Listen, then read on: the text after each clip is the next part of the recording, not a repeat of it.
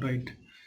Okay. So I think yesterday we covered different terminology like what is CD, what is maximum can that can be permitted, what is can't access, why those limits have been provided.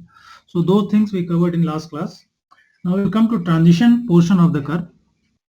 And again, as I mentioned, transition is one of the important reason why we have a limitation on speed potential of any curve. So let us understand transition of a curve.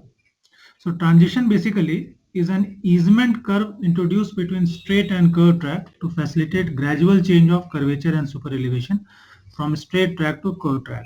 So when we are going from straight track entering into any curved track. So for curve, we need certain super elevation. That is my requirement, and we saw the formula how we calculate the required super elevation for any curve of radius r. So at this point in the straight portion, this is your straight track and this is your curved track. So super elevation is 0, and here we have some value of super elevation. So this gradual change of super elevation is required. We cannot have a sudden change of sudden implementation of super elevation. So for achieving that gradual change, we provide certain transition in which we change the super elevation. Similarly, curvature, the radius at this point is infinity, and we have some radius at this location. So from infinite radius to some value of r, maybe 2-degree curve with 875 radius. So this change of radius cannot be sudden. So this gradual change is facilitated by providing a transition in between straight and curve. So this is the role of transition, and we will see how this length is calculated. So for calculating this length of transition in which these changes are brought, change of radius, change of can, there are important terms. We will try to understand these terms. One is rate of change of actual cant. It is rate of change, means it is millimeter per second we are talking of. Similarly, rate of change of cant deficiency, millimeter per second. When we say cant deficiency is basically for the train which is moving at a maximum speed. So whatever is the maximum speed we are permitting in the curve, that train is moving at certain cant deficiency, because equilibrium cant, as we discussed in the last class, is provided for some other velocity. So we have provided some equilibrium cant. The fastest train is moving at a velocity which is more than that, so it is moving at certain cant deficiency. So rate of change of cant deficiency is another factor. And last one is your cant gradient. We will see these terms. Cant gradient means from cant 0 to certain cant that you are providing. So you are creating an inbuilt twist in the transition length. So this cant gradient basically is to limit the twist. Your cant gradient should be within the permissible limit. So these three terms basically are used to find the length of your transition. Let us see these terms. So what is first is your curvature. Now what is required from transition? Transition shall be tangential to the straight as well as to the circular curve. That means radius is infinity at junction with straight, radius r at junction with circular curve, and this is how you have to provide a transition. So if this is your radius r of the circular curve, and this is straight portion, so start of transition, straight to transition, and this is the end of this. So at this point your radius is infinity. At this location you have some radius. So your curve should be tangential at this point, and it should be tangential at this point. At these two locations it must be tangential, so that you have a smooth entry and smooth exit from the transition into the circular curve. So for this, curvature is defined as 1 by r. So curvature shall vary uniformly with distance. Naturally, curvature is 1 by r, and versine, as we have seen, v is equal to c square by 8r. C is constant, we take it as 20 meter. 8 is again constant. So v is proportional to 1 by r. We can easily understand this. So versine is proportional to 1 by r. So if curvature is varying uniformly, your versine will also vary uniformly in this length of transition. So versine भी उसी तरह uniformly vary करेगा. That means we'll see the versine diagram. Similarly, cant is also going to vary uniformly in this length, पूरे length में. ठीक है ना? So what kind of transition is to be provided, so that we have curvature 1 by r varying uniformly from start of your transition to the end of transition. This is what is expected from the transition. length of transition should be proportional to 1 by r. As I mentioned, curvature uniformly vary करेगा. So the standard, or you can say the ideal transition, which we call spiral, is of clothoid shape. जो ideal transition बनना चाहिए वो हमारा इस type का बनना चाहिए, which means which changes the direction angle uniformly along the length is the ideal transition. And if I plot this transition should be of an equation, and this is how your transition should go. ये पूरा अगर आप इसको बढ़ाते रहोगे तो it should form a spiral. Ideal requirement of the transition, and when we are planning to go for very high speed trains, maybe 230, 240, maybe we will have to go for this kind of transition. हमारी transition का equation कुछ ऐसा होना चाहिए कि transition length बहुत बड़ी हो जाएगी धीरे धीरे हमारी, और उस केस में we will have a transition which will have this kind of profile. इस टाइप का profile हमें देना पड़ेगा. So this is your spiral or clothoid kind of transition. इसमें L और R का रिलेशन क्या है कि your L is measured along this length of your track. Suppose I am coming up to this point and this is the radius. So this is called L. ये L की बात हो रही है. So this L and R are related. L is proportional to 1 by R. ठीक है ना?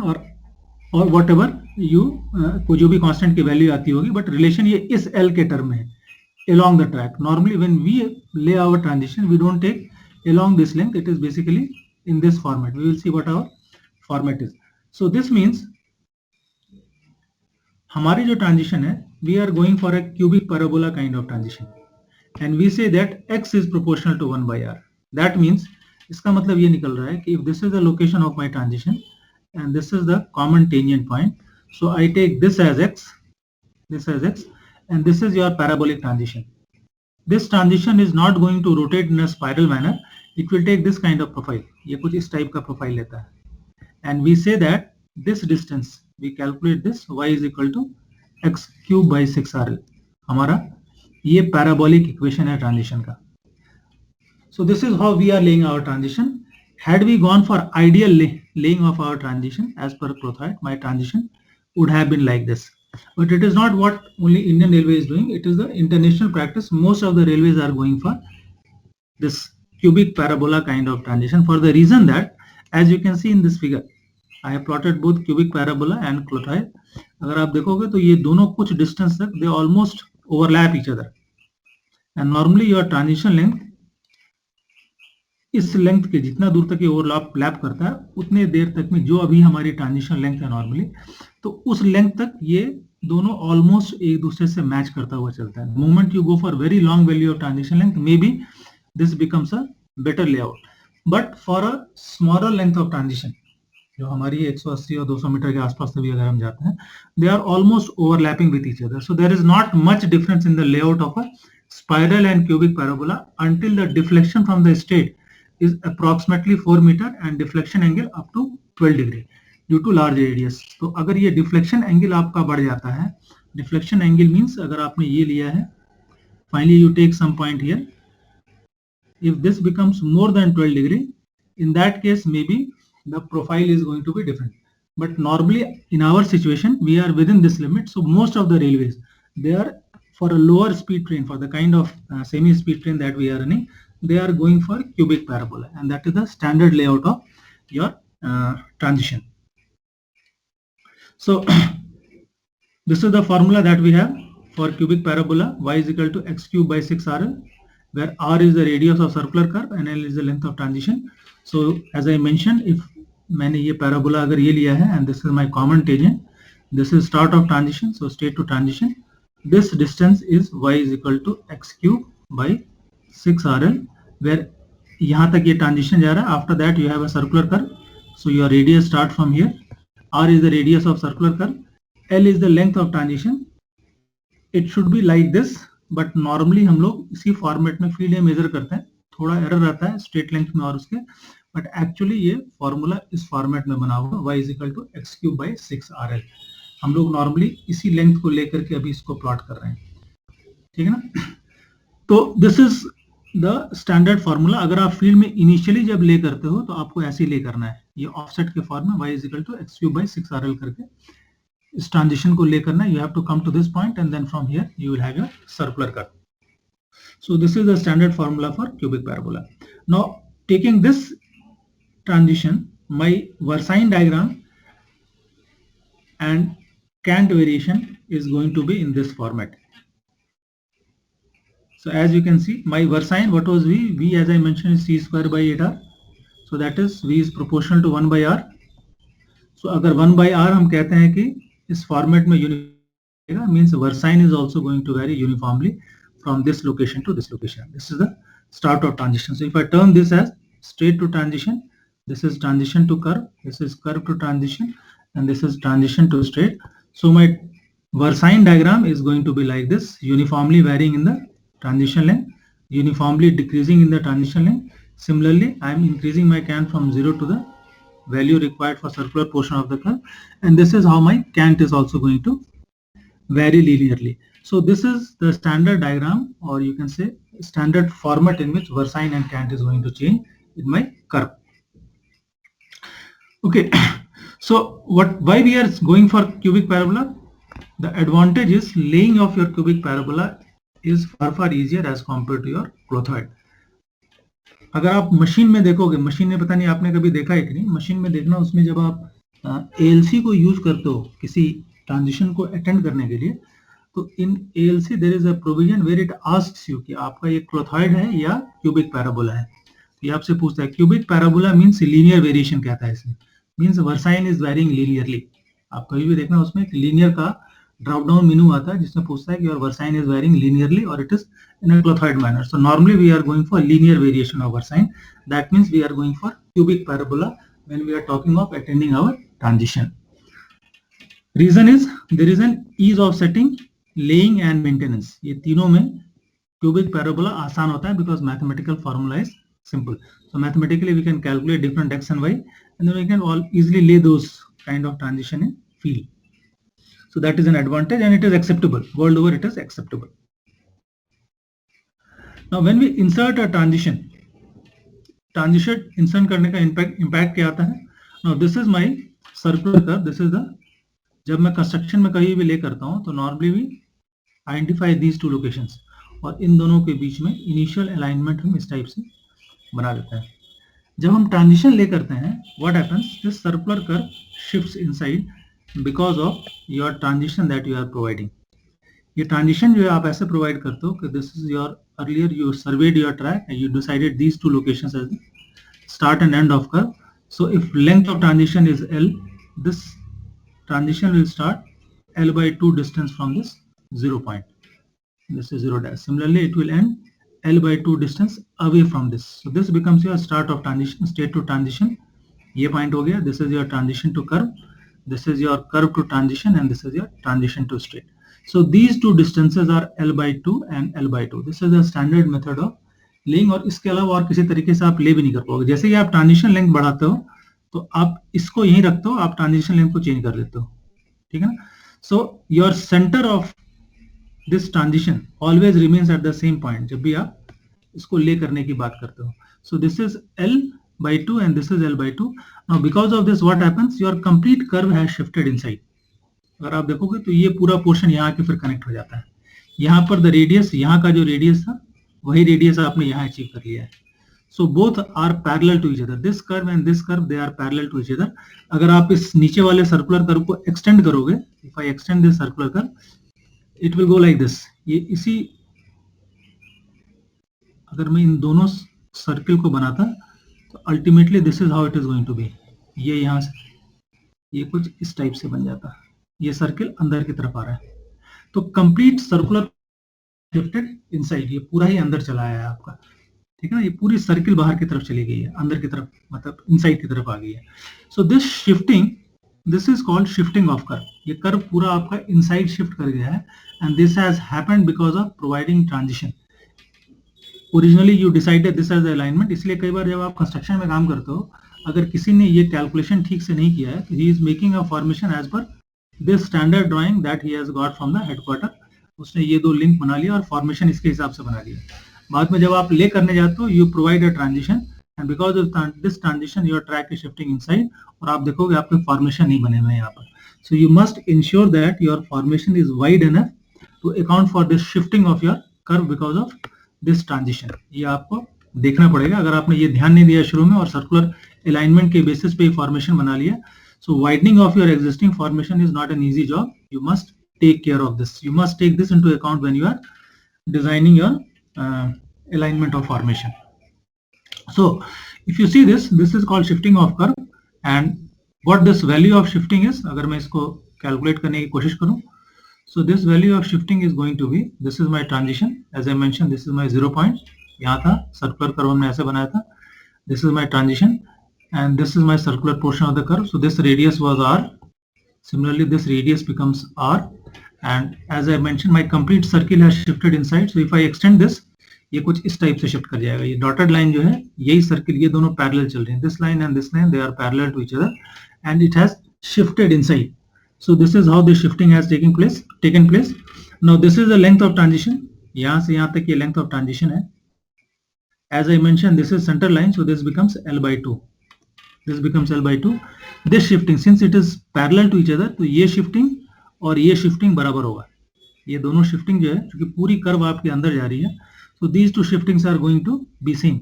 So for calculating this, if you extend this plot, इसको अगर यहाँ से यहाँ तक आप extend कर लो, so and from symmetry you can understand that this is going to be S by 2, this is also going to be S by 2, where S is the shift. This total distance is S.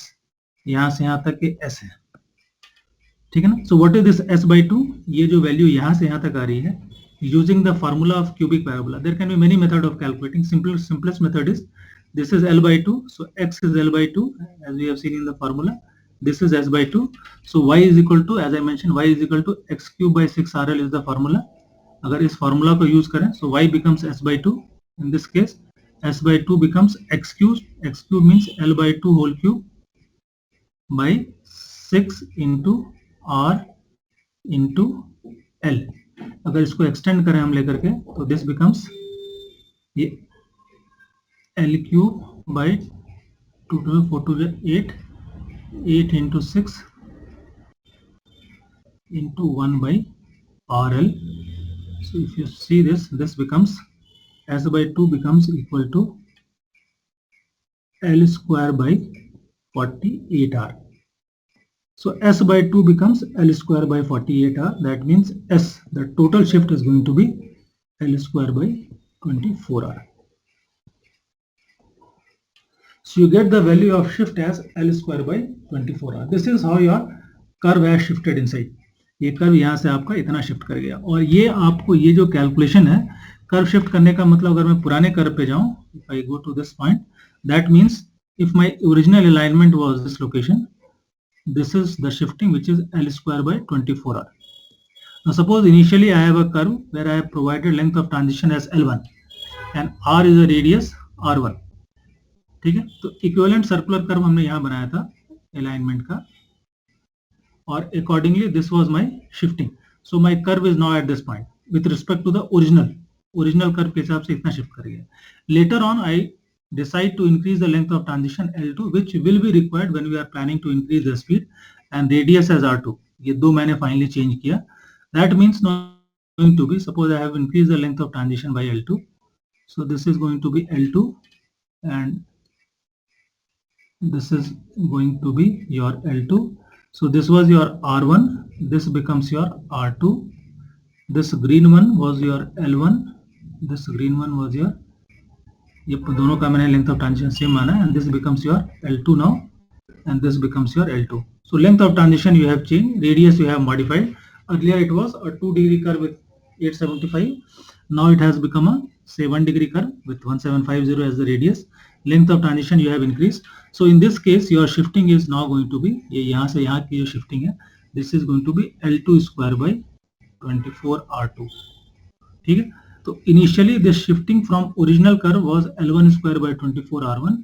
Now it has become L2 square by 24R2. So what is the net shifting of this curve, this existing curve, जो 1 number curve था, when it goes to position 2? So net shifting is going to be L2 square by 24R2 minus L1 square by 24R1. And this shift becomes important for you because there are a lot of structures which might be coming in this location, particularly if you are in a station limit या बहुत सारे points and crossing आ रहे होंगे, तो पहले आपने curve की position ये रखी थी, Now you have changed this curve position to this. Net shifting that is going to take place is going to be L2 square by 24R2 minus L1 square by 24R1. So naturally, lot of infringements might be coming in the process of increasing your speed potential. So you must calculate the shift value. ये value आपको मालूम होना चाहिए ताकि आप ये decide कर सकें. तो इसमें दो values important होगी. One is your shift at the crown. Crown means अगर आप एस्टिमेशन कर रहे हैं कि मैं कहां तक स्पीड बढ़ा सकता हूं, तो you might be having lot of infringement. मैं इतना तक कुछ 1 मीटर तक या 1.5 मीटर तक मैं शिफ्ट प्रोवाइड कर सकता हूं. यू कैन कैलकुलेट कि मैं क्या रेडियस और क्या लेंथ ऑफ ट्रांजिशन प्रोवाइड कर सकता हूं स्पीड पोटेंशियल देखते हुए. Second is your shifting of your original start point. This was your start of transition, state to transition. Now it has shifted to this point. So this was ST1, this becomes ST2. So this initial point has also shifted by some distance. So ये दो तीन location आपके लिए crucial हो जाएगा. वैसे आपको हर location पे चाहिए कहाँ कितना शिफ्टिंग हो रहा है, but for initial assessment approximate idea के लिए, क्योंकि बाकी जगह शिफ्टिंग इससे कम आएगा, ये जो लोकेशन है बाकी हर लोकेशन पे इससे कम शिफ्टिंग आएगी. You can appreciate this. तो once you know the maximum shifting which is going to come, you can estimate कि मैं कहां तक स्पीड बढ़ा सकता हूं, कितना रेडियस में ले सकता हूं, कितना लेंथ ऑफ ट्रांजिशन में ले सकता हूं. तो this calculation will be required when you are planning to increase the speed potential of the existing track. So this we will see. We have a software, एक सॉफ्टवेयर रेसन ने बनाया है. तो we will see that software in the next class when we see certain examples जहां पर मुझे speed potential बढ़ाना है सेक्शन का. तो उसमें कैसे बढ़ाएंगे, क्या करना पड़ेगा. And this software can easily give you the shift at different locations. तो आपको बता देगा. You can easily use that software. Very simple software. We will discuss that later. तो फील्ड के हिसाब से ही बनाया हुआ है. Yes yes sir. इसमें कैसे कैलकुलेट है, जैसे एग्जिस्टिंग कर्व जो है एक तरफ सफिशिएंट है स्पीड रेंजिंग में और दूसरी तरफ शॉर्ट है length. How to increase transition length by calculating shift. Transition length मान लो आपका यहाँ कम आ जाता है. ये L1 L2 अलग है, ये क्या है. यस ठीक है ना. L2 is less than L1. Your curve potential is going to depend on the smaller of these two lengths. जो लेंथ छोटा होगा उस पर डिपेंड करेगा. और जब आप कहते हो कि दोनों लेंथ ट्रांजिशन दोनों का अलग अलग है, ये जहां भी आपने इस तरह बना रखा है, you are not getting any advantage. कोई एडवांटेज नहीं. इनिशियली जब भी ले हुआ होगा ट्रैक आपका, दोनों साइड का लेंथ ऑफ ट्रांजिशन सेम रहा होगा. कोई भी ऐसा डिजाइन नहीं करता है जहां पर कि लेंथ ऑफ ट्रांजिशन अलग अलग होंगे. You don't have any advantage. कोई एडवांटेज नहीं मिलता है. व्हाट हैपेंस प्रैक्टिकली, होता क्या, let me just tell you. Practically आपको जो आज के डेट पे दिखता है वो इसलिए दिखता है कि initially you made your versine diagram like this. आपने कभी जब इनिशियली ले किया होगा, this is L, this is L. ठीक है ना. अब आज के डेट पे धीरे धीरे ये आपने मशीन से टैंपिंग की, बहुत कुछ किया, ये कर्व आपका डिस्टर्ब हो गया. आप देखोगे आपका वर्साइन डायग्राम कुछ इस टाइप का बन जाता है. ये कुछ इस टाइप का बन गया. राइट. ठीक है. ठीक है ना. अब जब होता है कि अब जब आप जाते हो रीअलाइनमेंट ऑफ कर्व करने के लिए, तो अगर आप इस पोजीशन से, ये नंबर एग्जिस्टिंग पोजीशन है, ये वी एग्जिस्टिंग है, and this is your V design जो ओरिजिनल था. अगर वी एग्जिस्टिंग से वी डिजाइन पे आप जाओगे, you will find lot of slews will be required many times. कई बार स्लू आपके 1-1 मीटर का चाहिए होगा अगर आप ओरिजिनल, क्योंकि इतना ज्यादा आपका कर्व डिस्टर्ब हो गया है कि आप ओरिजिनल पे जाना चाहोगे, 1-1 मीटर का स्लू चाहिए होगा आपको. इतना धीरे धीरे हम लोगों ने डिस्टर्ब कर दिया 15 साल, 20 साल, 30 साल में सारे ट्रैक को.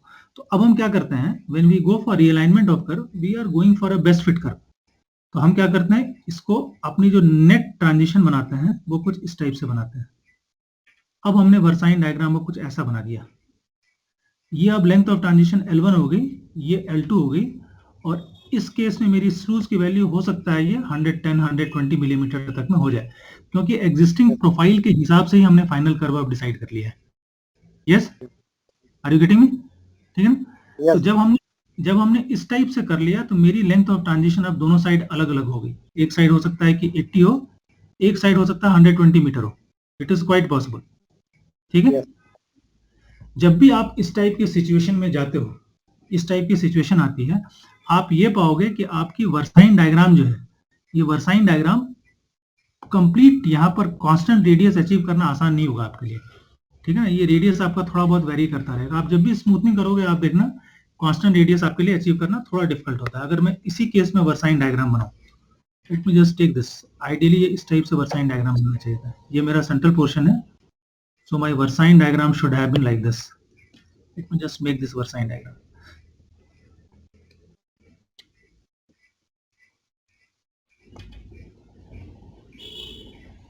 my Versine diagram is this is going to be the central position. L/2 मैंने इधर किया, L/2 मैंने इधर किया, ये लिया और ये लिया, right. So L/2 on this side, L/2 on that side. जैसे ही मैं लेंथ ऑफ ट्रांजिशन एक साइड बढ़ा देता हूँ, मान लो इधर का मैंने लेंथ ऑफ ट्रांजिशन बढ़ा दिया, जैसे L1 का मैंने लेंथ ऑफ ट्रांजिशन बढ़ा दिया, तो my central position will remain same and this is how my Versine diagram is not going to be. ये अभी कुछ इस टाइप का, इधर का मैंने वही रखा है. This is how my Versine diagram is going to be. Yes, one side increase. One side increase हो गया आपका. तो अब इस कर्व की स्पीड पोटेंशियल जो है वो हर्ट्ज में आपका यही डिफाइन करेगा. जो लोअर वाला है वही डिफाइन करेगा, हायर वाले का कोई खास एडवांटेज आपको नहीं मिलने वाला है. ठीक है ना? नहीं तो लोअर साइड को how to correct it, lower side transition length in field. नहीं, करेक्ट कैसे करना है वो तो आप जब आप नहीं क्या करेक्ट करना चाहते हो उसमें कितना स्लो करें उसको, मतलब या वापस same length. Transition length 120. This is 120. Transition length increase करना चाहते हैं.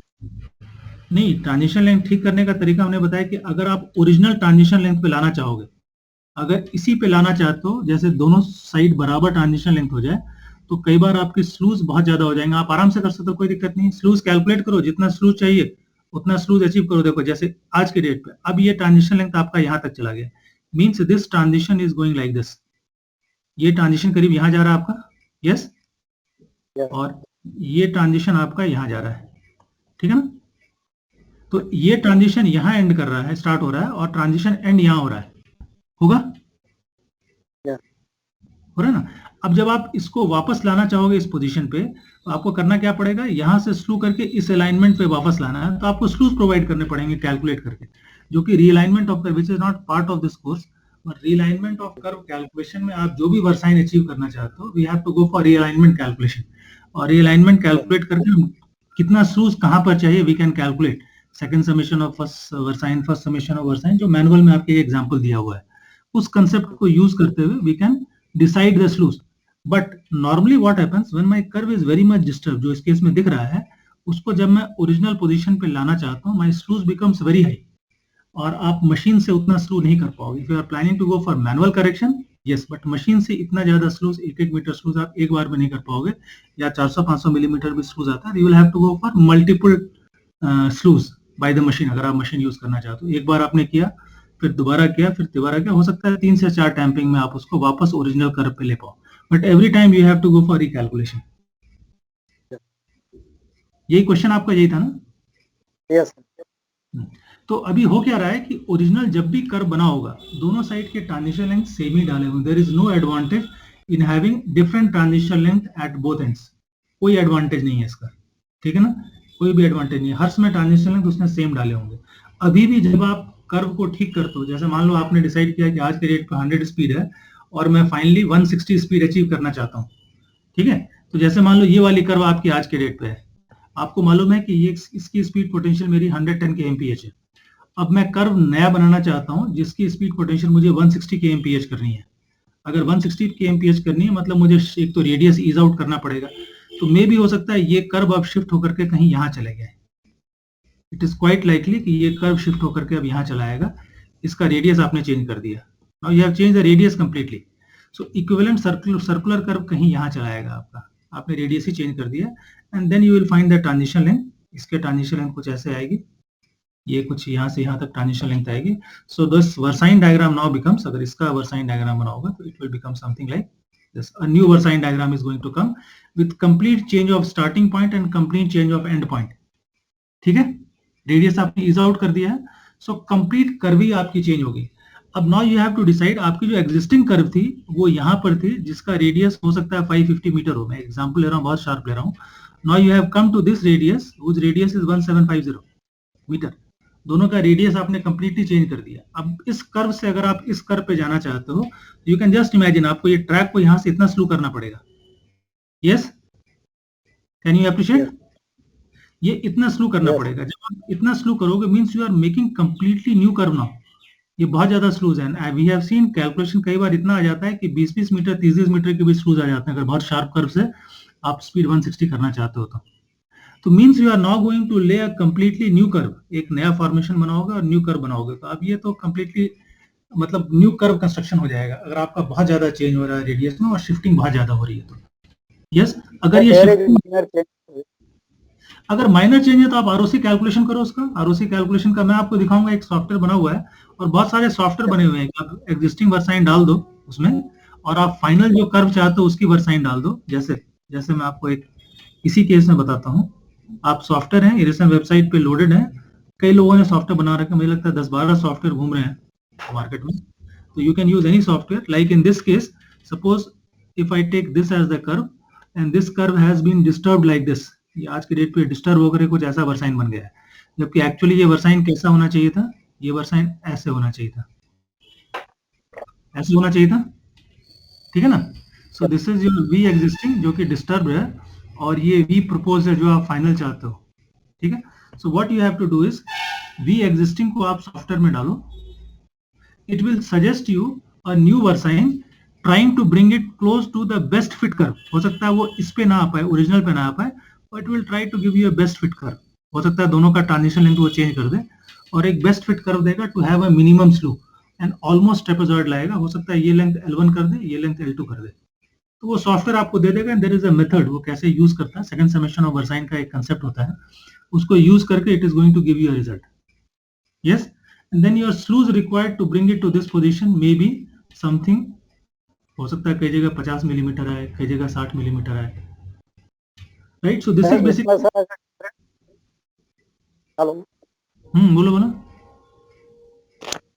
इसमें सर अगर ये प्रॉब्लम आता है कि ट्रांजिशन लेंथ सेम नहीं ला पाते बोथ साइड, अगर मान लो एज पर रिक्वायरमेंट हमें 50 चाहिए और एक तरफ 80 है एक तरफ 40 है अभी, तो इसको 50 लाने से चल जाएगा, 50 कर देना सर स्लो में, but cant gradient will be different on both transition. हाँ हाँ बिल्कुल बिल्कुल, दोनों ट्रांजिशन में कैन ग्रेडियंट डालो, क्योंकि कैन तो सर्कुलर पोर्शन में आपका कांस्टेंट रहेगा।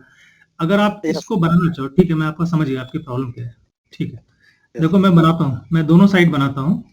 मान लो ये सर्कुलर पोर्शन में मेरा कैन कांस्टेंट है, कैन ग्रेडियंट को छोड़ देते हैं, पहले मैं इसका ट्रांजिशन कर्व बनाता हूँ। This was the centre line, ठीक है ना, और एक साइड ट्रांजिशन लेंथ मेरी चेंज हो जाती है, ये फाइनली ये कर्व यहाँ से आ रही है, इसको मैं यहाँ लेता हूँ,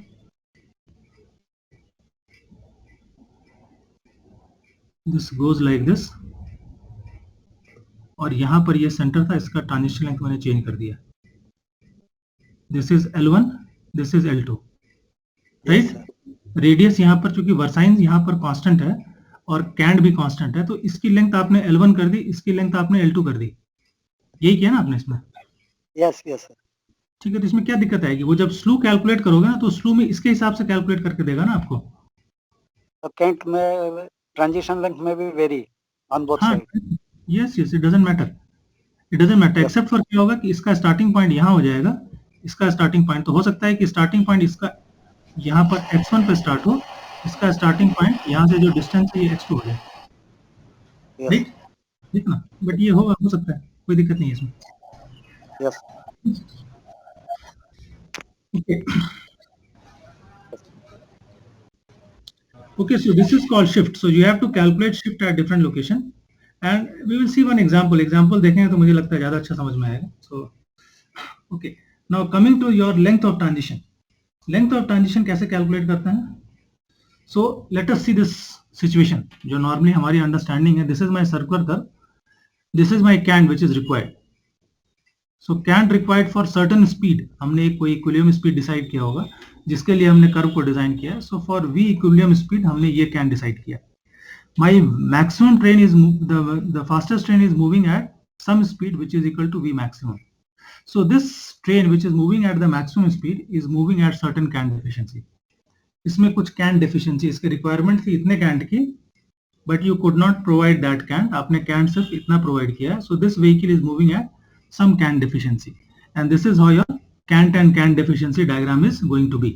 So because of this cant deficiency is basically that means there is some unbalanced lateral acceleration. अगर आपने equilibrium cant दिया होता तो as we mentioned in equilibrium situation the lateral acceleration which is centrifugal force is completely balanced. Now since there is cant deficiency means centrifugal force is not balanced, so there is some unbalanced lateral acceleration which is working and this is the lateral unbalanced can deficiency which is causing the unbalanced lateral acceleration. ये इतना निकाल के दे रहा है. तो this lateral acceleration we can easily calculate what this lateral acceleration is going to be. और unbalanced lateral acceleration का एक रेट है जो कि discomfort देता है. Let us see this. हमारे इसके हिसाब से मैं जरा कैलकुलेट करके दिखाता हूँ. CA plus CD is going to be GV maximum whole square by GR. So this is going to be our CA plus CD. Cant is going to be जो हमने प्रोवाइड किया है is V equilibrium square divided by GR. Yes, so I decided this for a speed of V equilibrium. Maximum train is moving at the fastest train is moving at a V maximum. So my CD is going to be this minus this, and CD is going to be, if I calculate this is going to be G by G V maximum square by R minus V equilibrium square by R. If you see this is basically unbalanced lateral acceleration. Lateral acceleration क्या होता है? mv square by R. So mass into acceleration. ये होता है force. Force is equal to mass into acceleration. So acceleration is your v square by r. So v maximum square by r is the acceleration because of faster strain, and this is acceleration because of the at the equilibrium situation. So this value is your unbalanced lateral acceleration. इसको हम unbalanced lateral acceleration या इसको मैं a कहता हूँ. So this CD becomes equal to g by g into a. That a is unbalanced lateral acceleration, or a becomes equal to CD into g by g. So your unbalanced lateral acceleration becomes CD into g by g. This is your unbalanced lateral acceleration. This much acceleration is not getting balanced by your cant, and this causes a discomfort to the passengers. So discomfort ये जितना नहीं करता है, उससे important है rate of change of this acceleration. Unbalanced lateral acceleration किस rate से change हो रहा है, that becomes important for me. So for me, what is important is this A by T is an important thing for me, and some limit has been given to this. So this divided by 1 by T. There is a limit कि ये कितना तक rate of change of what is T? T is time taken in traveling in this transition length. यहाँ से यहाँ तक जो time लेता है इस transition length को travel करने में, that is your T. So A by T is basically rate of change of this unbalanced lateral acceleration. Unbalanced lateral acceleration इतना आ रहा है, इसका rate of change क्या हो जाएगा? A by T. And UIC has given a guideline कि ये कितना होना चाहिए so that passenger doesn't feel discomfort. So A by T is important for me, and this limit has been given as, इसको अगर देखा जाए तो ये 0.3 मीटर पर सेकंड स्क्वायर यूआईसी ने गाइडलाइन दिया हुआ है कि इससे ज्यादा नहीं होना चाहिए. और उसके बेसिस पे अगर मैं कैलकुलेट करूं, so it says that rate of change of CD however normally should not exceed 35 millimeter per second. That means CD by T should not exceed CD by T. What is T? अगर मैं ये transition length लेता हूं, ये अगर मैं length of transition लेता हूं L, वेलोसिटी V लेता हूं, तो यहां से यहां तक ट्रेवल करने में इसको टाइम लगने वाला L by V is the time taken in traveling this, and cant deficiency we have seen is CD. So CD by T is basically your rate of change of CD, and this should not exceed 35 millimeter per second in normal situation. In exceptional circumstances, this should not exceed 55 millimeter per second. So this is basically a comfort criteria. Comfort criteria means ये जो rate of change of acceleration हमारा आया था, ये unbalanced lateral acceleration का A by T जो आ रहा है, that has been defined, and on this basis it has been calculated that CD by T, rate of change of CD by T, that is इसी formula में अगर मैं CD by T कर दूं, that becomes equal to A into G divided by T into G. So this CD by T has been calculated, and this should be equal to 35 millimeter per second in normal situation. Exceptional cases, it should not be more than 55 millimeter per second. So it is an important provision. This is a comfort criteria for the passengers. Passengers को discomfort ना हो जब वो transition पे negotiate कर रहा है, and this value has been calculated accordingly, assuming that A by T is equal to 0.3 millimeter per second square. ठीक है ना, ये एक लिमिट देकर के ये वैल्यू निकाली गई है. So for you have to remember only this, का डेरिवेशन आप भूल जाओ ये कहाँ से आता है. सो 35 millimetre per second and 55 millimetre per second. Similarly, other important thing is rate of change of cant. Again, rate of change of cant means we are going from 0 cant to some value of cant. This is also a discomfort criteria. ये भी कुछ discomfort देता है. It says that UIC says that rate of change of cant is noticeable when your value increases to 65 to 75 millimeter per second. Rate of change of cant, as you can understand by definition, it is again going to be CA by T. जब RCD की हमने बात की थी, it was CD by T and this is CA by T, ठीक है ना. and what was T? T as we know it is length of transition divided by velocity we are talking of. so again this velocity is V maximum. जब भी हम calculate करते हैं ये passenger train के लिए कैलकुलेट करते हैं for maximum speed. so T is going to be L by V maximum. so for that it says that RCA should again be similar to your RCD. इसका भी limit same fix किया गया है. and it says that it should not exceed 35 millimeter per second and in exceptional cases 55 millimeter per second. इसके beyond नहीं जाना चाहिए. ये दो लिमिट इन्होंने फिक्स कर रखा है. Last one is your cant gradient. as I mentioned, this is basically a twist criteria because you are going from 0 cant to some value of cant. so it says that cant gradient is limited to 1 in 720. in worst case you can go up to 1 in 360. ये कहा है. Future layout के लिए कहता है आपका manual कि you should go for 1 in 1200 cant gradient. World over ये लिमिट जो है, they are, if you see most of the European railways they are having this limit as 1 in 1000. ये 1 in 1000 का limit most of the European railways में है. In Indian railways we are still having this as 1 in 720. Future layout के लिए we have planned it to have it of 1 in 1200. So on these three basis, ये तीन हमारे पास limit है. RCA की एक लिमिट है, RCD की एक लिमिट है और कैंट ग्रेडियंट की एक लिमिट है. ये तीनों हमारी डिपेंड कर रही है लेंथ ऑफ ट्रांजिशन पे, as we have seen, and V maximum पे. ये दोनों V मैक्सिमम पे भी डिपेंड कर रहा है. So based on this we are going to calculate कि हमारा लेंथ ऑफ ट्रांजिशन कितना होना चाहिए. So coming to the formula RCA, as I mention, मैं इसको कैसे निकालते हैं ये दिखा देता हूँ. RCA is equal to, as I mention, is cant that you are going to provide divide by time taken in negotiating that transition. So अगर मैं कैंट प्रोवाइड कर रहा हूँ, this is my cant and this is my length of transition, and V maximum is the, जो maximum train जाने वाली है उसके लिए मैं RCA कैलकुलेट कर रहा हूँ. So your T is going to be L by V maximum.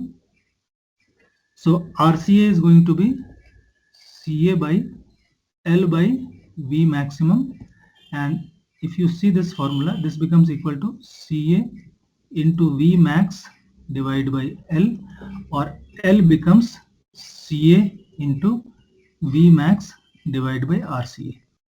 So this is your length of transition as per RCA criteria. You have defined your RCA, कितना हम परमिट कर सकते हैं, मैक्सिमम स्पीड कितना जाने वाली है सेक्शन में, ये भी आपका डिफाइंड है. आपने कोई कैन डिसाइड कर रखा है, तो उसके हिसाब से लेंथ ऑफ ट्रांजिशन आपको कितना चाहिए, so that you can meet this criteria. It is the same formula, CA into VM divided by RCA. Similarly RCD का भी डेफिनेशन वैसे ही रहेगा. RCD is equal to CD by T. So same formula is, it is going to be the same formula except for ये RCD हो जाएगा and your formula is going to be this. So there is a limit to RCD. Luckily दोनों का limit एक ही है, RCA RCD का. So this is how you are going to calculate length of transition required for meeting this CD criteria. CD भी पे train चल रही है, वही कैन डेफिशिएंसी पे चल रही है. That is the maximum CD you are going to, your vehicle is going to encounter. So for that you are going to calculate your length requirement. L3 is cant gradient. Twist के लिए what is cant gradient? I is equal to cant by length of transition. So L is going to be CA by I.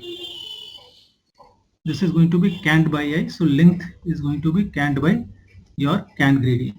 So you are going to find length required from twist criteria. So these three lengths are going to come. अगर इन तीनों में you are going to provide the maximum length, certainly other conditions are automatically going to be met. So आपको क्या करना है, ये तीन calculate करना है, find the maximum length, and your length of transition should be more than that. So coming to this simplified formula, as I mentioned, RCO को मैंने 35 मिलीमीटर पर सेकंड लिया, RCD को 35 लिया, कैंट ग्रेडियंट को 1/720 लिया, L को मैं metre में लेता हूँ, कैंट को मिलीमीटर में लेता हूँ, वेलोसिटी को किलोमीटर पर आवर में लेता हूँ, यूनिट में अगर चेंज कर दूं तो these formulas simplifies to this format and this is a standard formula that we have been using for all calculation purpose. ये आया कैसे? Using this RC is equal to इतना, RCD is equal to इतना and can gradient is equal to 1/720. Worst case we have mentioned we can go this up 55 millimeter per second पे जा सकते हैं, RCD को भी 55 पे ले जा सकते हैं and this we can go up to 1/360. So if we go for other limiting length, this limiting length come as 2/3 of whatever we have calculated, 2/3 of what we have, whatever, and half of L3. That means 2/3 of 0.008 जो हमने यहाँ निकाला था, ये formula है CA into VM, sorry, CA into VM. Second is also 2/3 of 0.008 CA into VM, and this becomes half of जो हमने निकाला था 0.72, sorry, 0.72 into CA. These are the three minimum length of transition that we can provide. So जब भी हम, this is exceptional cases, normally आपका ये एक minimum limiting है, but कई बार आप देखोगे आपका length of transition कम है, और maybe when you go for checking with this criteria you can increase the speed, आप थोड़ा speed increase कर सकते हो. We'll see some examples. तो कई बार आप हो सकता है कि आइडियल कंडीशन आपके ट्रैक की ना हो, बट अगर आप लिमिटिंग से कैलकुलेट करो, you have a possibility of increasing the speed potential of your curve simply by accepting कि मैं एक्सेप्शनल लिमिट पे जा रहा हूँ, ठीक है ना. You can increase the speed. We will see some example and then we can understand this. So these three formulas are to be used for finding the length of transition, but we can have a situation where we don't have any transition in a curve. अगर हो सकता है कई बार बिल्कुल circular से ही हमने start किया, हम ट्रांजिशन प्रोवाइड ही नहीं कर पा रहे हैं, और मैंने बिल्कुल ही सर्कुलर से स्टार्ट कर दिया. अगर सर्कुलर से स्टार्ट किया means we don't have this transition, we don't have this transition, कोई ट्रांजिशन नहीं है. तो इन दैट केस कैसे कैलकुलेट करेंगे? We don't have transition. So for circular curve I require a cant of CA, I require a versine of V based on the radius of the curve. But ये कैसे achieve करेंगे? We cannot just increase the versine. Suppose it is a may be your versine requirement is, अगर 1 degree का curve यहाँ बन रहा है तो 27.885 या जो भी वैल्यू आ रही है इतनी वर्साइन आ रही है. तो इट इज नॉट दैट कि सडनली आप इस लोकेशन पे you will increase the versine to this value. Again it has to be in certain length, कुछ लेंथ में ही ये आप वर्साइन इंक्रीज कर पाओगे. How to find that length? So your manual has given that provision how to introduce your cant and V for a situation where your versine और cant is, since you cannot increase these values suddenly, so आपको कैसे provide करना है? This is how you are supposed to provide. But to understand that, let us see how this vehicle behave. Vehicle जब भी negotiate करेगी, you will easily appreciate that this vehicle negotiation is always in a transitional manner. ऐसा नहीं कि suddenly vehicle यहाँ से मान लो this is your bogie.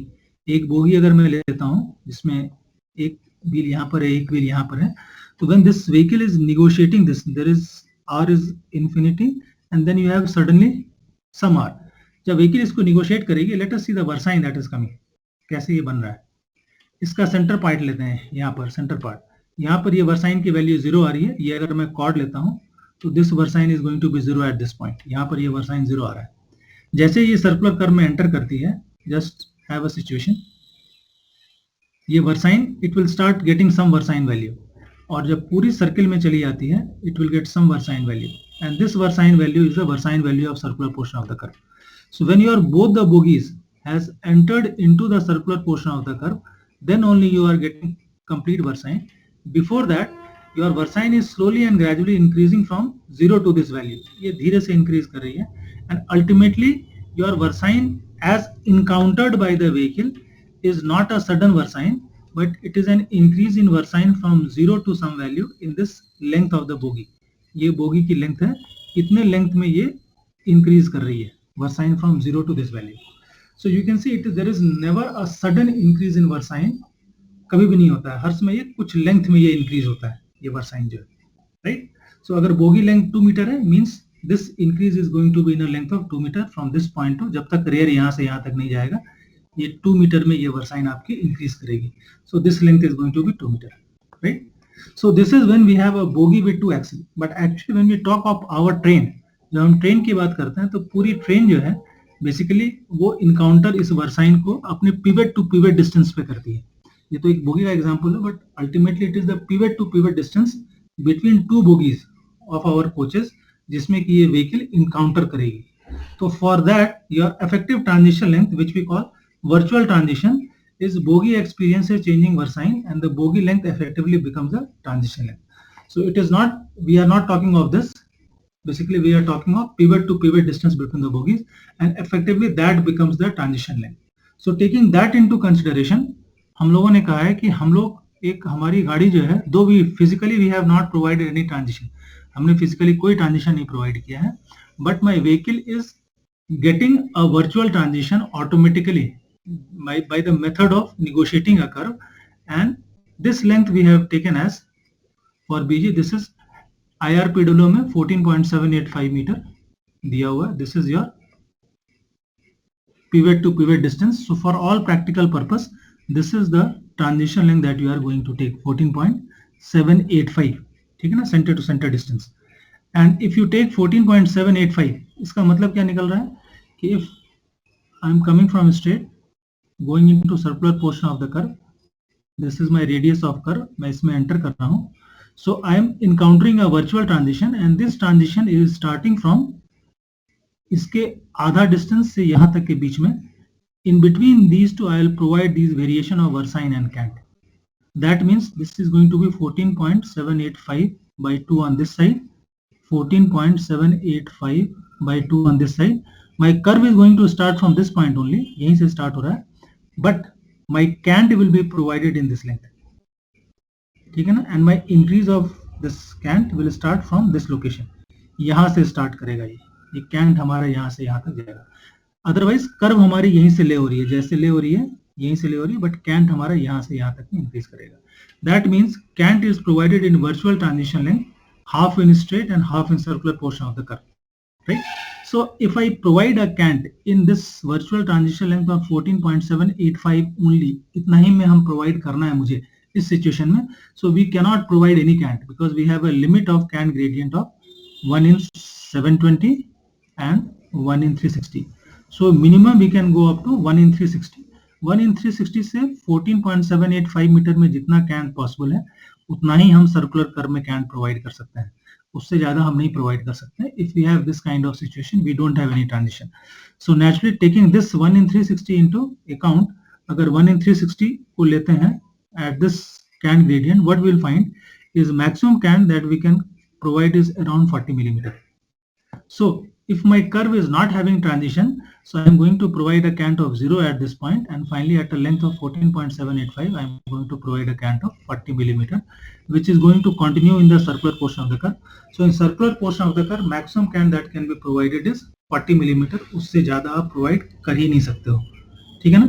So irrespective of your radius of curve, आप जब भी cant provide करोगे 40 से ज्यादा नहीं provide कर पाओगे. Therefore your speed potential in curve when you don't have any transition is going to be R into CA plus CD. So this is around 40. Cant deficiency आपको जो भी लेना ले लो, radius ले लो, and this is what is the maximum speed you can permit in a curve which is not having transition. अगर transition नहीं है तो, so cant plus CD bracket में into R square root into 0.27 is the maximum velocity you can permit in this case. So curve without transition is going to have normally have a speed restriction, right? Clear हो रहा है जो कह रहा हूं? हाँ sir. Yes, sir. Okay. So this is your virtual transition, and then we have different situations. We have reverse curve, we have compound curves. So all these kind of situations we are facing in the field. This is your compound curve, means you have two radius, और यहाँ पर एक common tangent है. So one radius is here, one radius is here. Similarly you have a reverse curve, so you have a common tangent. So one radius is here, one radius is here. ठीक है ना, ये दोनों radius हैं. So these are called reverse curve and compound curve. इसको जरा एक बार समझ लें, इसमें कुछ मैनुअल में कुछ रिस्ट्रिक्शंस दिए हुए हैं. अगर आप रिवर्स कर्व की बात करते हो, so रिवर्स कर्व का अगर आप वर्साइन डायग्राम बनाओगे, let me make the versine diagram of a reverse curve. मैं एक रिवर्स कर्व बनाता हूँ यहाँ पर. ये कैसा बनेगा? सो यू कैन अंडरस्टैंड कि लेंथ ऑफ ट्रांजिशन क्या होगा. This is the common tangent. अगर ये कॉमन टेंजेंट है सो अगर मैं इसका वर्साइन डायग्राम बनाऊं और this is your start of curve, this is your 0 point common tangent, so your versine diagram is going to be something like this. यहाँ पर ये ट्रांजिशन आएगा and then you have a transition for other curve. ठीक है ना. This is your can required for first curve of radius r. ये इसका length of transition है L1, इसका length of transition L1. Second curve, उसका length of transition L2, radius is R2 and this is your L2. So this is can required for this is can required for 2, CA1 and CA2. This is how your versine diagram is going to be. अगर मैं इसको निकालूं तो ये इसको versine ही बोल सकता हूँ. अब आपको लेंथ ऑफ ट्रांजिशन यहाँ तो सिंपली जैसे नॉर्मल निकालते हैं, दिस इज L1, यहाँ से यहाँ तक की टोटल लेंथ कितनी हो जाएगी. It is very simple calculation जो हमने निकाला था. अगर टोटल लेंथ आपको निकालना है, so this length is going to be 0.008 CA1 plus CA2. ये दोनों का, इसके रिक्वायरमेंट L1 थी. नॉर्मली ये ग्रेडियंट हम यूनिफॉर्म रखते हैं, सेम ग्रेडियंट हम रखने की कोशिश करते हैं दोनों साइड में. अगर हम ग्रेडियंट सेम रखते हैं तो इसकी लेंथ आ गई, पहले वाले की L1 वाले पोर्शन की लेंथ आ गई 0.008 CA इंटू VM CA1. दूसरे वाले की, नेक्स्ट वाले की, this if I take this as 1, this as 2, उसकी लेंथ आ जाएगी 0.008 CA2 इंटू VM. सो इन दोनों की कंबाइंड लेंथ जो आ जाएगी, this length is going to be 0.008 CA1 plus CA2 into VM. Similarly can deficiency दोनों का निकालेंगे, अलग अलग कैन डेफिशिएंसी आएगी क्योंकि रेडियस अलग अलग है, तो it will be 0.008 CD1 plus CD2 into VM. Similarly twist की वजह से it is going to be 0.72 into CA1 plus CA2, and then the maximum of this is going to give me the length of my transition, total length यहाँ से यहाँ तक. इन दोनों में कोई इशू नहीं है, इन दोनों तो नॉर्मल जैसे कैलकुलेशन किया था आपने ऐसे किया. इस वाले की टोटल लेंथ आप इनसे निकाल सकते हो, L1, L2, L3. इसमें जो मैक्सिमम आएगा that is going to give you the total length of transition. Accordingly you can plan your connection between these two curve से कितना लेंथ ऑफ ट्रांजिशन हमको डालना है based on these two concepts. ये जो कंसेप्ट है इसके बेसिस पे आप बताओ. इसमें सर बीच में मिनिमम 50 मीटर स्टेट देना है, बोथ रिवर्स कर में एज पर मिनिमम आते हैं उस पे. ठीक है ना. अभी इसमें जो है, इसमें कोई हमने नहीं दिया है, बीच में कोई स्ट्रेट नहीं दिया है. ठीक है ना. My transition length is without any straight in between, right. ठीक है. Yes Yes, sir. मैं आता हूँ मैनुअल प्रोविजन पे आता हूँ, मैनुअल उस पे आता हूँ. So this is how you are going to provide this total length of transition in between. Now this is the manual provision जो आप कह रहे हो कि अगर ये रिवर्स कर्व है तो यहाँ पर स्ट्रेट देना है कि नहीं देना है इन दोनों के बीच में. Let us see what this manual says. Manual provision कहता है कि for high speed routes a straight of 50 metre length shall be kept in between these two transition length. उसका रीजन क्या है, वो इसलिए कहता है कि जब आप, ये आपको थोड़ा अपना इमेजिनेशन यूज करना पड़ेगा. Now let me just assume कि my vehicle is going like this and finally it has to turn and it has to go like this. So in between just imagine what is happening in between. यहाँ पर vehicle कैसे move कर रही है. Now suppose I take this as the higher rail. अगर मैं ये higher rail लेता हूँ तो माई कैंट कुछ इस टाइप से अभी बनी हुई है. कैंट है, मान लो यहाँ पर कुछ x वैल्यू आ रही है. फिर ये व्हीकल थोड़ी आगे जाती है तो इसकी कैंट आप रिड्यूस करते जा रहे हो. This becomes equal to, this is x1, this becomes x2 and x2 is less than x1. So धीरे धीरे जैसे जैसे आप ट्रांजिशन में जाते हो, your vehicle is rotating like this. आप इमेजिन करो कि ये व्हीकल ऐसे रोटेट करते जा रही है. आप अपने इमेजिनेशन को अगर यूज करो, यू कैन अप्रिशिएट कि आपकी ये वैल्यू घटते जा रही है. पहले ये x1 था, फिर जैसे जैसे ये x2 होता है, finally it will become flat. ये जब जैसे यहाँ पर 0 पॉइंट पे जाओगे, it will become flat. So your track will be flat. Can you imagine this? So your vehicle is automatically in a rolling condition.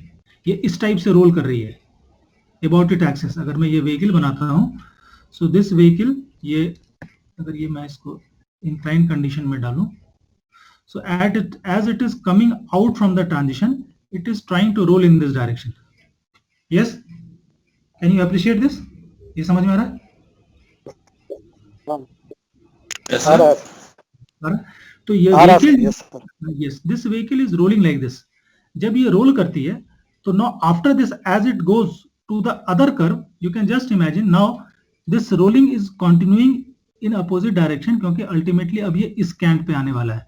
So this will roll from 0 and in the same direction it is rolling. ये ऐसे करके इसी direction पे rotate करता हुआ इस पे चढ़ जाएगा.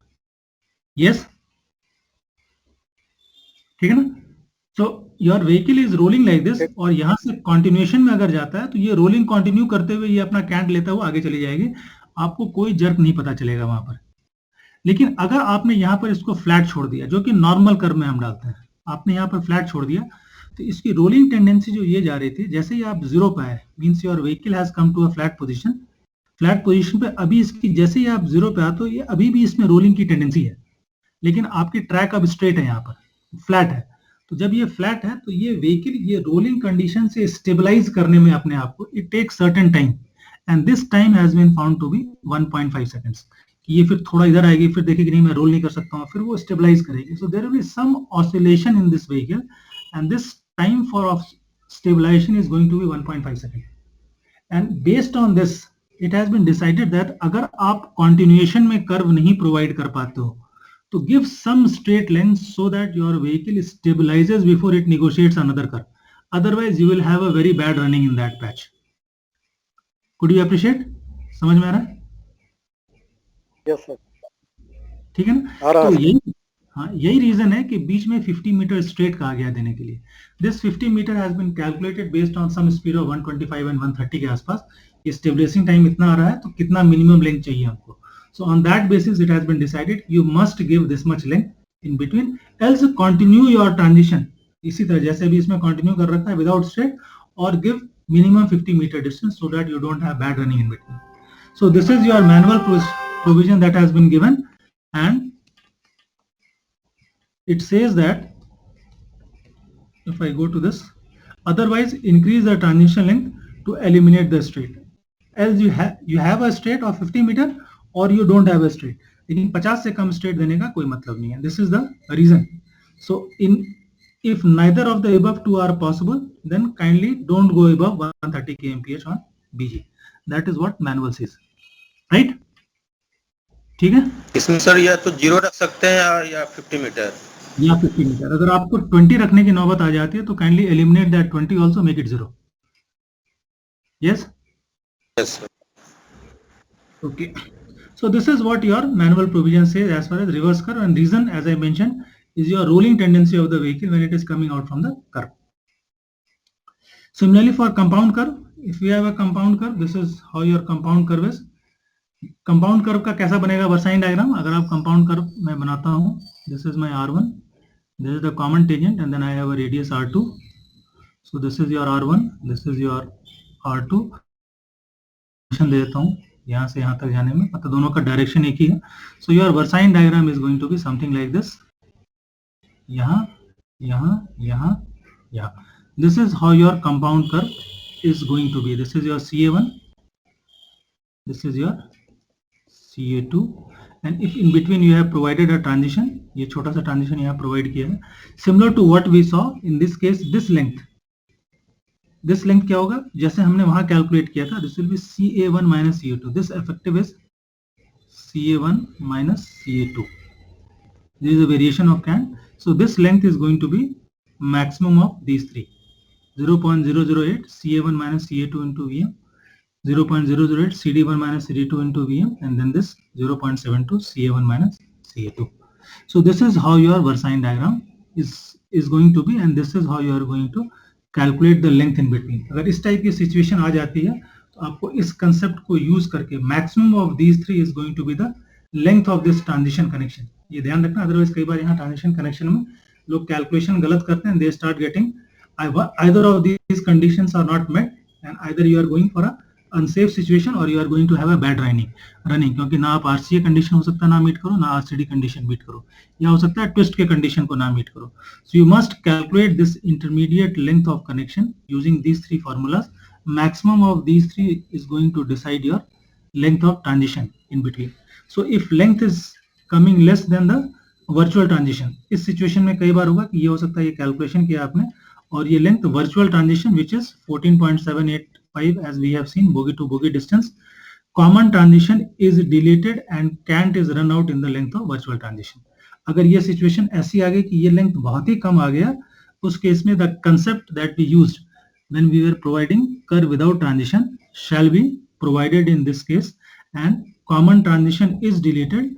यहाँ पर ये कॉमन ट्रांजिशन को आप डिलीट कर दोगे लेकर के, बहुत ही कम है यहाँ पर, और कैंट को धीरे धीरे यहाँ से यहाँ तक आप चेंज करोगे. दैट मीन्स ये ट्रांजिशन नहीं रहेगा, ये कर्व यहाँ से यहाँ तक जाएगी, ये कर्व यहाँ से यहाँ कंटिन्यू करेगी, और यहाँ पर 14.7852/2 14.785/2 इन दोनों की लेंथ में आप कैंट को मॉडिफाई करोगे. This is what it is saying.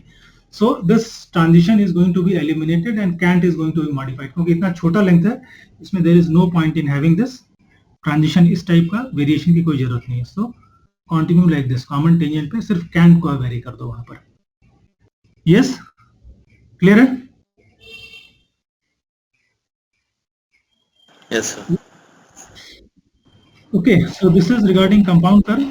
कितना टाइम क्या हो गया आपका? तो इसको मैं vertical curve खत्म कर देता हूँ, then we will close this.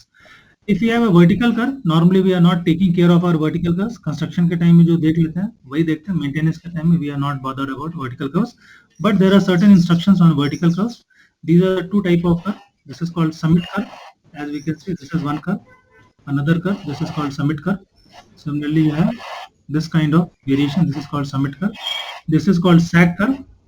अगर सेंटर कर्व का इस साइड है, it is a sag. अगर सेंटर इधर है, it is a summit curve. So these two types of curves, vertical curves we have, and there are certain instructions in manual. It says that vertical curve कहाँ provide करना है. So if algebraic difference between grade is more than 0.4%, इसका मतलब क्या निकलता है? To understand this, let me take this as a gradient of 1 in 500. इसको मैं 1 in 500 लेता हूँ, and I am connecting another track of gradient, say 1 in 100. इन दोनों को मैं कनेक्ट कर रहा हूँ. 1 in 500 means this is 1/500 into 100 is equal to 5 to 10 0.2%. This is the grade. इसका grade 0.2% है. 1 in 100 means 1/100 into 100, that means this is 1%. इसका rising rate ये है.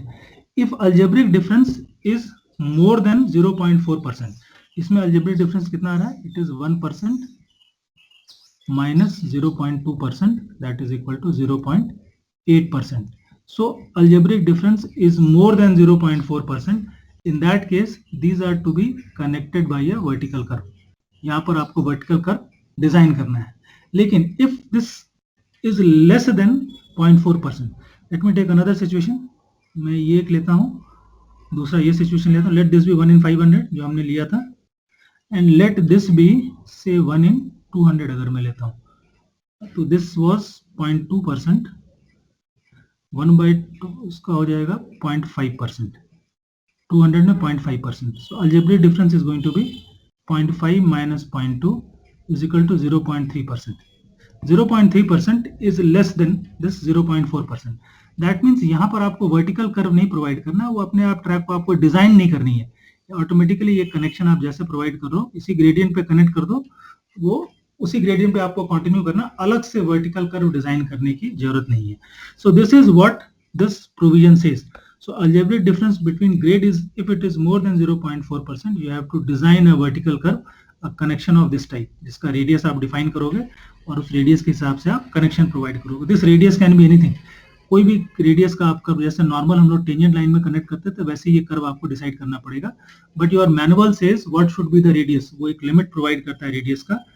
So we will see what that manual says. But this change of grade is not allowed in points and crossing, unballasted deck girder bridges, transition portion of horizontal curves. इस पे ये change of grade is not permitted. So whenever you are planning to go for change of grade, kindly ensure that you are not in these critical locations. यहाँ पर आप नहीं हो. Important issues when we are talking about vertical curves. ये vertical curve की जब हम बात करते हैं, you can see how this vehicle is negotiating. Road में ज्यादा दिक्कत नहीं होती. When your train is moving like this, it is a, you can see the kind of situation that has been created. So one is there is a vertical acceleration. Vertical acceleration at this point, ये ऊपर जाने की इसकी tendency रहेगी. There is a drainage problem. ये जहाँ भी ये गड्ढा रहेगा, your track will have a lot of drainage problem. आपको उसको अरेंजमेंट करना पड़ेगा. In tunnels, आपको वेंटिलेशन का अरेंजमेंट करना पड़ेगा। सैग में बंचिंग होने के चांसेस हैं। सैग में bunching means at this location, यहाँ पर ये व्हीकल इधर रोल करने की टेंडेंसी है, तो यहाँ पर ये बंचिंग होने की टेंडेंसी रहेगी। And a very important thing is your draw bar forces. Draw bar forces means the vehicle इस लोकेशन पे, ये दोनों व्हीकल के बीच में, जो वैगन के बीच में कनेक्शन होता है, at certain critical locations forces are going to be very high because it has to pull certain vehicles above the gradient. So all these factors become important for you, क्योंकि आपके ड्रॉबर की capacity ऐसा नहीं है कि unlimited आप कितना भी आप पुल कर लोगे. So all these factors are going to decide the kind of vertical curve that you are going to provide. Or vertical acceleration, as we understand, vertical acceleration is basically your comfort criteria. और यही आपका critical हो जाता है. Comfort criteria becomes very important. अगर ये आप meet करते हो, most of these conditions, drainage sag, these things you can take care of. ये भी आपने डिजाइन कर लिया. But vertical acceleration, if it is very high, it is going to give discomfort to the passengers. So on this basis it has been decided that this vertical acceleration as an international norm should not be more than 0.3 to 0.45 meter per second. Vertical acceleration क्या होगा? अगर ये मान लो ये हमारा summit curve है, vehicle is moving at a velocity v and this radius is r. So as we know, centrifugal force is going to be mv square by r. So v square by r is the vertical acceleration. ठीक है ना? So v square by r is the vertical acceleration.